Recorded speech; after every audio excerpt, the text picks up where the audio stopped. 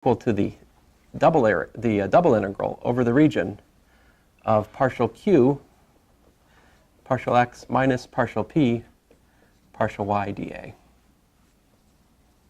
This is Green's theorem.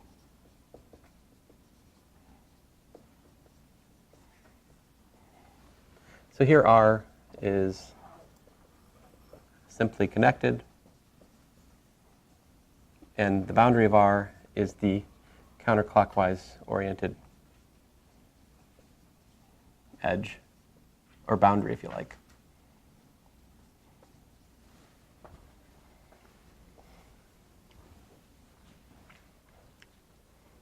Let's try out the what did I do? What was the, let's see, one of the examples I worked today already. I did the integral over what was it? I did the integral over the circle of radius r. What was my vector field? It was minus y dx plus x dy over x squared plus y squared, right? We did that line integral just a bit ago, didn't we? Let's try it again, but with Green's theorem. Oh, let's not. Why can't I do that? Is not within the scope of this, because here it is. This is, this is my R. So if that's I'm sorry, I've used R in two different ways here. Ugh, idiot. Here, I'll make it a little r there. R. R. So if this is the boundary of big R, and big R is this disk, right? What's the trouble? I mean, I haven't stated the full theorem yet in terms of like what is one of the, we do have there is a term and condition here. What do we need to know about here? P and Q are assumed to be nice inside and near R. In other words, inside the region and pretty close to the edge, at least. Maybe P and Q should be at least, well, they better at least be differentiable, otherwise it's really hard to calculate those partial derivatives, right? This thing I just wrote down is not nice at the origin.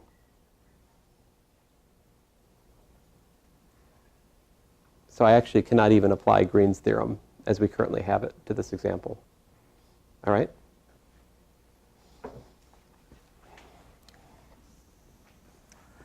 So I'll have to come up with something easier. Let's do this. How about, what if we were asked to calculate the integral of y squared dx plus x cubed dy over the counterclockwise oriented unit square?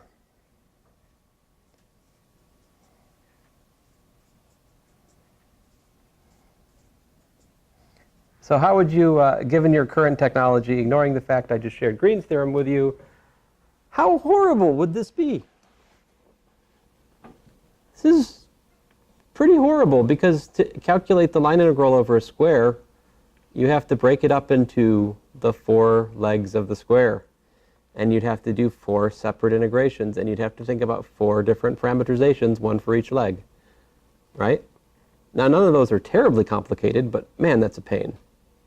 Green's theorem says that this is equal to the double integral over the square, right?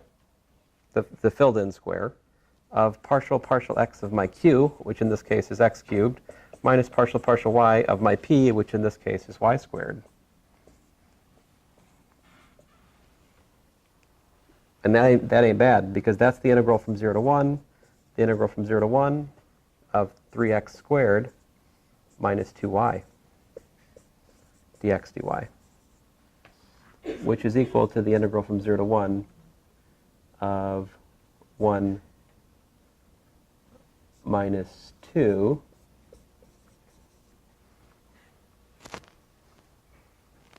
which is equal to minus 1.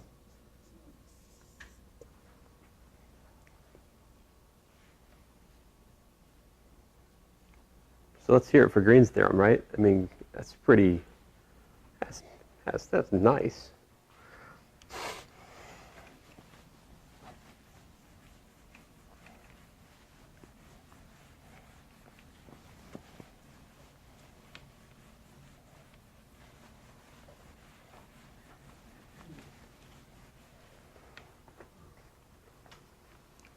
See here another example.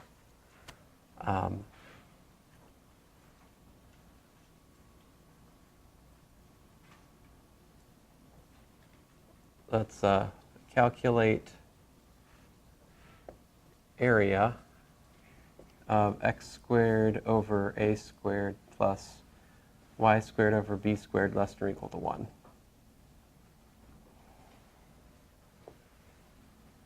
So we're trying to calculate the double integral over dA of, this thing.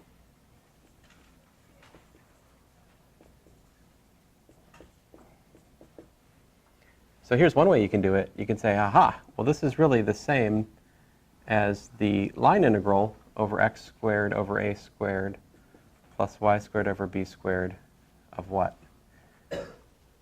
So ask yourself the question, to convert an area integral to a line integral, if we look at Green's theorem, what we need, right guys?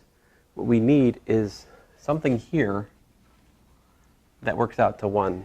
So can you tell me any vector field p comma q where the squiggly underlined thing works out to 1? There are infinitely many choices that'll work. I just need one.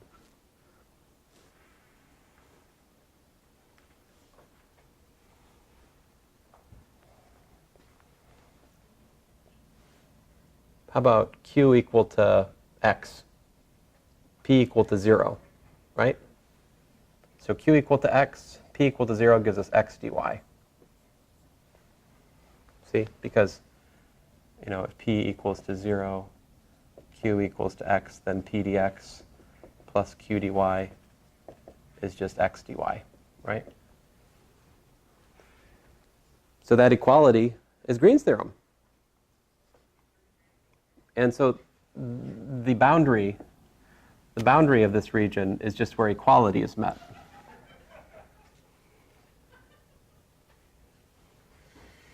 Okay. And so then you just have to parameterize this thing, which is what? X equals to a cosine t, y equals to b sine t. That'll do nicely. And so we're integral from 0 to 2 pi of x, which was a cosine t, times dy, which was b cosine t dt. So what we got ourselves here is an ab integral of cosine squared t from 0 to 2 pi. But remember, that gives us pi.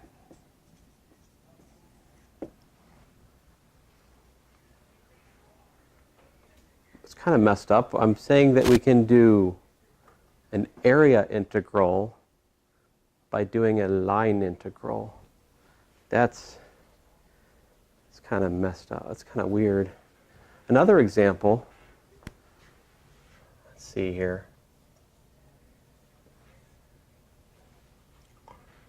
So what's the integral of x dy over a line segment?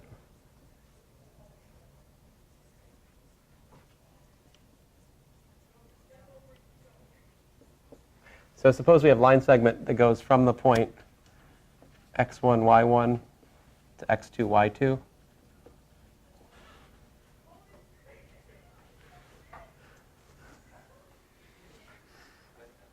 Something's very exciting, apparently. Okay, so can you guys tell me how to parameterize that line segment?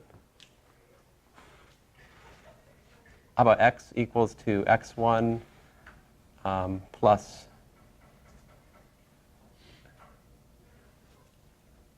well, we could just do, we could just do x equals to,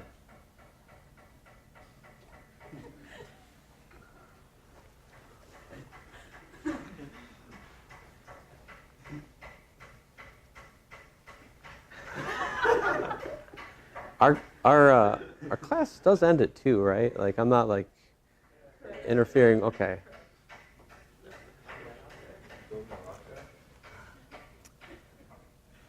There's no telling.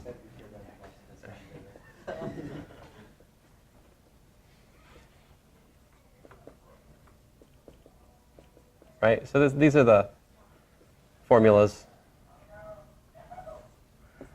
So integral from 0 to 1 of x, which is x1, plus t times, x2 minus x1 times dy. What's dy? Well, that's just y2 minus y1 dt. And so you do this integral, what do you get?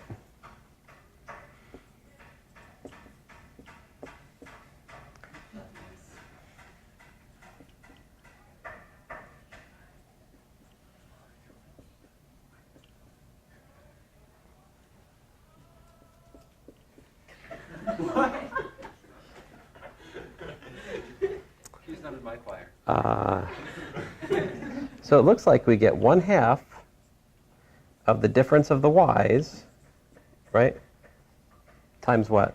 Look at this. This gives us x2 minus, well, the sum of the x's, yeah? That feels wrong. I don't know. For some reason, I'm having trouble thinking. I don't know. It's weird. x2 minus x1. Oh, there it is. So there you go. That's the line integral of x dy over a line segment. Check this out. If I have a polygon, like that.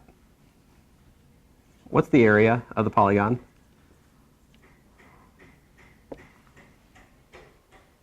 It's pane, right? But if you counterclockwise orient the edge, like so, and you were to integrate x dy over the boundary of the polygon, right? You could integrate from point 1 to point 2 of x dy plus the integral from point 2 to point 3 of x dy. So let's say this is p1, p2, p3, p4, p5, 6, p7, p8. So eventually you'd get to p8 to p1. And each one of these is the integral over a line segment, which we have a formula for. So like this is 1/2 y2 minus y1 times x2 minus x1, right? Plus da da da. Eventually you get to 1/2 y1 minus y8 times x1 minus x8. And that is the formula for this 8 verticed polygon.